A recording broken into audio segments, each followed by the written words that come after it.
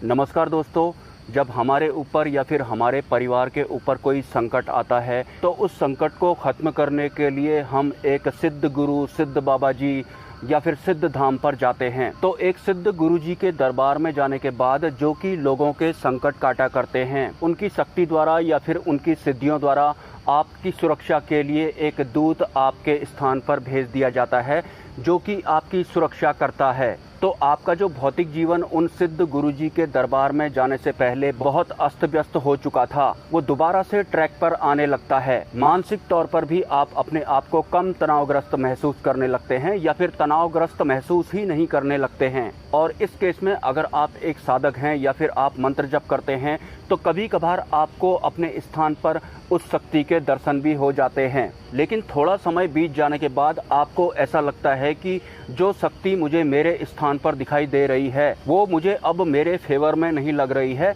या फिर आपका जो भौतिक जीवन होता है वो धीरे धीरे वैसा ही होने लगता है जैसा कि दरबार में आने से पहले हुआ करता था। तो ऐसा क्यों होता है, इस बारे में मैं इस वीडियो में चर्चा करने जा रहा हूँ। जैसे आप बाबा गोरखनाथ के दरबार में जाते हैं या फिर माता पराशक्ति के दरबार में जाते हैं और आपकी सुरक्षा हेतु माता पराशक्ति द्वारा आपके साथ एक दूत आपकी सुरक्षा करने के लिए छोड़ दिया जाता है, तो उस दिन के बाद आपकी पारिवारिक खुशियां धीरे धीरे वापस लौटने लगती हैं। लेकिन एक पर्टिकुलर टाइम पीरियड के बाद दोबारा से आपकी जो सिचुएशन है वो पुरानी जैसी होने लगती है, क्योंकि जो संकट आपके स्थान पर है या फिर जिस भी इंसान द्वारा आपके ऊपर टोटका किया गया था या फिर जिस भी तांत्रिक द्वारा आपके ऊपर संकट छोड़ा गया था, उसे भी पता लग जाता है कि आपकी सुरक्षा के लिए आपके साथ कोई दूत भेजा गया है।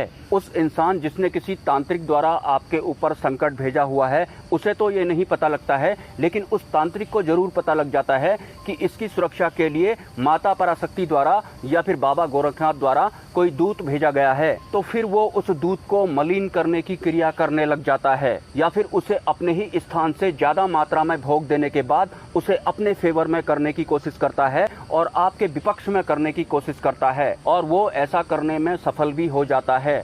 तो जो शक्ति आपकी सुरक्षा करने के लिए भेजी गई थी वो अब आपके फेवर में नहीं रहती है, क्योंकि जो शक्तियां होती हैं वो भोग पर काम करती हैं या फिर उसे ठीक तरह से वचनों के साथ आपकी सुरक्षा के लिए नहीं भेजा गया होगा।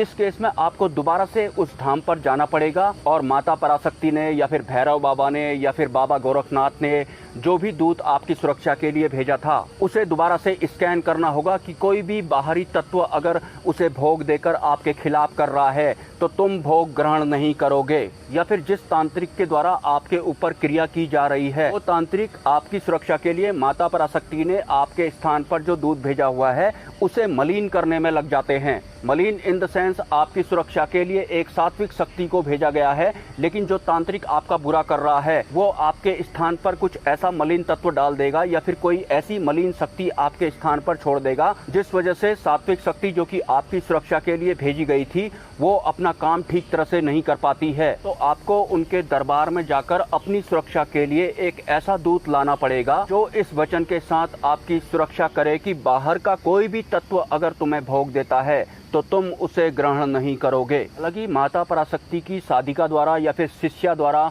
जब भी आपके स्थान पर आपकी सुरक्षा के लिए कोई दूत भेजा होगा तो उसे इस वचन के साथ नहीं भेजा होगा कि बाहर का कोई भी तांत्रिक तुम्हें कोई भी भोग दे तो तुम्हें वो स्वीकार नहीं करना है। और कभी कभी तो हमारी खुद की भी गलती होती है, जैसे हम किसी लाइव दरबार में जाते हैं, जैसे हम अपने संकट काटने के लिए किसी सिद्ध गुरु के पास जाते हैं, उनके पास भले ही हनुमान जी की सिद्धि हो, माता पराशक्ति की सिद्धि हो, भैरव बाबा की सिद्धि हो या फिर बाबा गोरखनाथ की सिद्धि हो, आपकी सुरक्षा के लिए उन्होंने एक दूत भेजा है जो कि सात्विक रूप में काम करता है, लेकिन आपका खुद का आचरण ही तामसिक हुआ पड़ा है, मतलब आप खुद ही नॉनवेज वगैरह खा रहे हैं और आपकी सुरक्षा के लिए तो एक सात्विक शक्ति भेजी गई है। उस केस में भी वो जो सात्विक शक्ति होती है जो कि आपकी सुरक्षा के लिए भेजी गई होती है वो भी मलिन हो जाती है। और भी ऐसे बहुत सारे कारण होते हैं कि हमारी सुरक्षा के लिए ये किसी सिद्ध बाबा जी द्वारा हमारे परिवार के साथ में कोई सात्विक शक्ति छोड़ी गई है, वो हमारे लिए बहुत अच्छा भी कर रही है, लेकिन अचानक से सब कुछ बदल जाता है,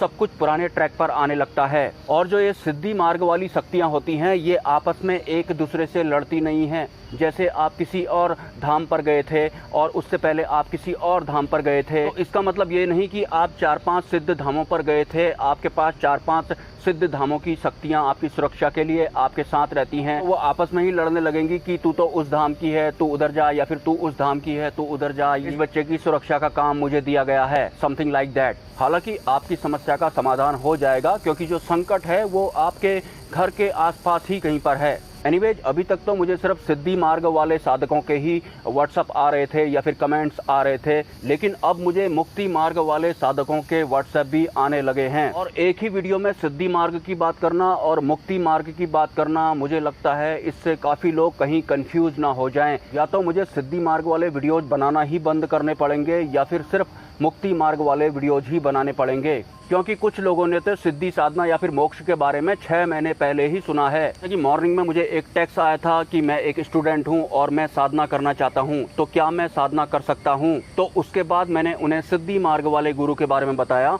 तो उन्होंने मुझे जवाब दिया कि मेरे अंतकरण से आवाज़ आ रही है कि ये जो भी सिद्ध बाबा हैं ये कुछ ठीक नहीं है। तो फिर वो बोलने लगे कि क्या आप साधना मार्ग में मेरा मार्गदर्शन कर सकते हैं। So my dear, you are a student and you can carry on with your human made studies. आप सिद्धि मार्ग में आना चाहते हैं, साधना करना चाहते हैं। अगर आप साधना के क्षेत्र में आना चाहते हैं तो आपके सर पर एक सिद्ध गुरु जी का हाथ होना चाहिए। और साधना मतलब आप किसी पर्टिकुलर मंत्र जप से एक पर्टिकुलर शक्ति को बुला रहे हैं। आप क्यों बुला रहे हैं, किस संकल्प के लिए आप साधना करना चाहते हैं, ये भी आपको नहीं पता होगा। और अगर आप बिना एक सिद्ध गुरु की कृपा के ऐसे ही साधना करने लगते हैं तो इसके कुछ ऐसे परिणाम भी होते हैं जिन्हें शब्दों में बताया नहीं जा सकता। हाँ, आप अपना ऑरा या फिर आभा मंडल पावरफुल बनाने के लिए, मजबूत बनाने के लिए मंत्र जप कर सकते हैं, नाम जप कर सकते हैं या फिर ध्यान भी कर सकते हैं। लेकिन बिना गुरु के अगर आप मंत्र जप कर रहे हैं या फिर नाम जप कर रहे हैं, आपका मंत्र सिद्ध हो जाता है। तो उस सिद्ध मंत्र से आपको पब्लिक का भला नहीं करना है, क्योंकि बिना गुरु के अगर आप पब्लिक का भला करने लगते हैं तो जिसका भी आपने भला किया है उसका जो भी संकट है वो आपके ऊपर आ जाएगा। लेकिन अगर आपके सर पर पहले से ही किसी सिद्ध गुरु का हाथ होगा तो वो संकट आपके ऊपर नहीं आएगा। हाँ, बिना गुरु के आप मंत्र जप करते रहते हैं, आपका मंत्र सिद्ध हो गया तो उस मंत्र जप से आप सिर्फ अपने पारिवारिक लोगों का ही भला कर सकते हैं। भूल कर भी बिना गुरु शरणागत हुए आपको किसी भी अन्य इंसान का संकट काटने की सोचनी नहीं है। हालांकि जो साधना में बिल्कुल नए नए होते हैं तो उनके अंदर कुछ ऐसा चल रहा होता है कि अगर मुझे सिद्धि प्राप्त हो जाएगी तो मैं इसका भला कर दूंगा, वो मुझे दुखी लग रहा है मैं उसका भला कर दूंगा, उसकी संतान नहीं हो रही है उसकी भी मैं गोद भरवा दूंगा, किसी की शादी नहीं हो रही है तो उसकी शादी भी मैं करवा दूंगा। ये सब आपको तब करना है जब किसी सिद्ध गुरु का हाथ आपके सर पर होता है, जब आप किसी सिद्ध गुरु से दीक्षा प्राप्त कर चुके होते हैं उसके बाद। एनीवेज, अब बात करते हैं मोक्ष मार्ग की या फिर सद्गुरु प्राप्ति के विषय में भी आप इस टॉपिक को ले सकते हैं। मुझे एक व्हाट्सएप आया था कि मेरी जो जड़ बुद्धि है, अगर मुझे कोई सद्गुरु मिल जाएं तो वो मेरी जो जड़ बुद्धि है उसे ठीक कर दें। तो जैसा कि मैंने आपको व्हाट्सएप के थ्रू ही जवाब दिया था कि जो जड़ बुद्धि होती है वो तो हमेशा से सही ही होती है, लेकिन इन सांसारिक धारणाओं के कारण या फिर इन सांसारिक मान्यताओं के कारण उसके ऊपर एक परत चढ़ जाती है। तो हम इन सभी परतों के साथ थोड़ा थोड़ा सर्वाइव कर रहे होते हैं। तो जैसा कि मैंने आपको बताया कि एक वक्त ऐसा होगा जब आपको साइकिल चलाना नहीं आती होगी, आपको बाइक चलाना नहीं आती होगी, और उसके बाद एक दिन अचानक से आपने साइकिल चलाना या फिर बाइक चलाना सीखा होगा। तो इस पर्टिकुलर टाइम पीरियड में जब आपको बाइक चलाना नहीं आता था और जब आपको बाइक चलाना आ गया था, उस बीच में भी मोक्ष मार्ग का सूक्ष्म अवस्था में एक रास्ता जाता है, आपको उस रास्ते को पकड़ना होता है। तो आपने कहा कि मैंने उस रास्ते को पकड़ तो लिया है लेकिन मुझे ये नहीं पता है कि मुझे जाना कहाँ है। रास्ते को पकड़ भर मात्र लेने से आपको गति नहीं प्राप्त होगी।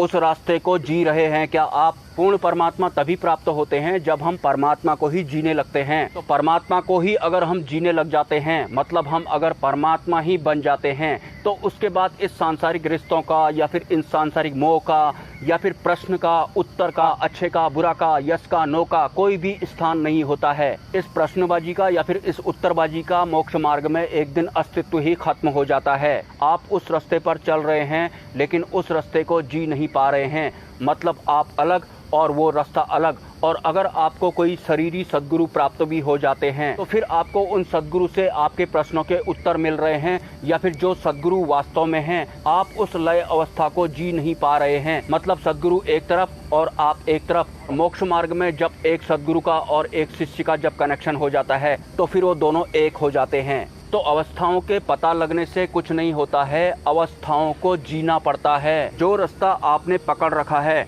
उस रास्ते को अगर आप जीना शुरू कर देते हैं तो उसी रास्ते में आपको सद्गुरु भी मिल जाएंगे। तो रूहानी हो सकते हैं और मे बी वो शरीरी भी हो सकते हैं, वो 2 in 1 भी हो सकते हैं। हमारे इस फिजिकल वर्ल्ड में सर्वाइव करने वाले भी हो सकते हैं, एस्ट्रल फॉर्म में सर्वाइव करने वाले भी हो सकते हैं। एनीवेज, अगर आपके कोई सवाल हैं तो आप मुझे कमेंट कर सकते हैं, और अगर आप इस चैनल को सपोर्ट करना चाहते हैं तो इसी वीडियो के कमेंट सेक्शन में आपको एक UPI ID मिल जाएगा। स्वेच्छा से आप सपोर्ट कर सकते हैं, कोई ज़बरदस्ती नहीं है। मिलते हैं नेक्स्ट वीडियो में। ब्रह्मा, विष्णु, महेश, जय मां पराशक्ति।